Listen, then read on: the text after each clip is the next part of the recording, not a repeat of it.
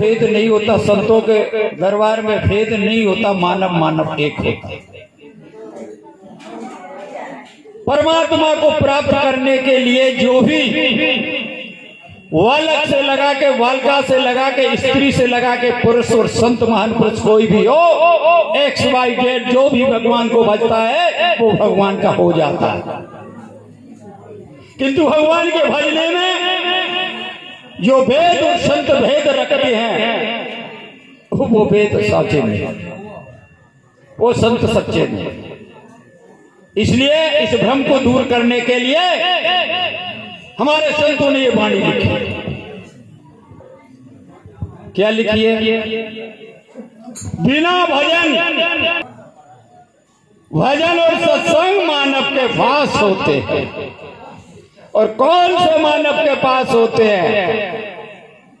जो इष्ट का बंदा है, जो गुरु का बंदा है, और जो दया और धर्म का पालन करता है, उसके पहलू में जो दया, दोनों सत्संग और भजन होते हैं। हुआ कि ये लोग माया वाले लोगों के पास नहीं होते, वो तो माया में लिप्त रहते हैं, रात दिन उसी की पूजा करते हैं, माया के तिजोड़ियों की।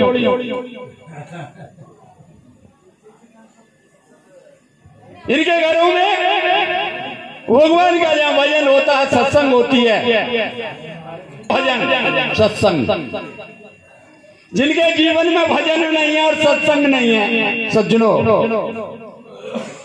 उन्हें जन्म और मरण से चैन नहीं है, चैन नहीं है। फिर कह रहा लक्ष्य और राशि ए जीव भटक मर जाए। ये शरीर नहीं भटकता है, कौन भटकता है? भूपों का भूप। कितना बड़ा अखंड परमात्मा का मित्र चेतन, और इस शरीर की माया की संगत करने से जीवात्मा ने 84 में घिसट गया। ज्ञान बड़े गुणवान की संगत, ध्यान बड़ा तपसी संकीना, मोह बड़ा परिवार की संगत, लोभ बड़ा धन में चिंतिता, क्रोध बड़ा नरमूढ़ की संगत, काम बड़ा स्त्री संकीना, अरे बुद्धि और विचार विवेक बड़ा कोई महान पुरुष की संगत की ना। तो हमारे मादक पदार्थों का सेवन करने वाला एक दिन उनका संग सीख जाएगा। तो सज्जनों, जो शख्स उसका असर स्वतः उस पर पड़ता है। तो हमारे संतों ने कहा बिना भजन सत्संग ये जीव चैन नहीं पाता, निरंतर चलता रहता है 84 में।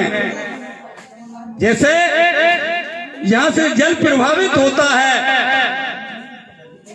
उसके लिए यदि विराम ना दिया जाए, रोका ना जाए जल, तो निरंतर प्रकार ये आत्मा को यदि रोका ना गया, इसको विराम नहीं दिया गया, तो ये आत्मा निरंतर 84 लाख योनियों में चलती रहती है, भटकती रहती है। इससे विराम लेने के लिए हमारे संतों ने खोज करी है कि जीव पे दया की है।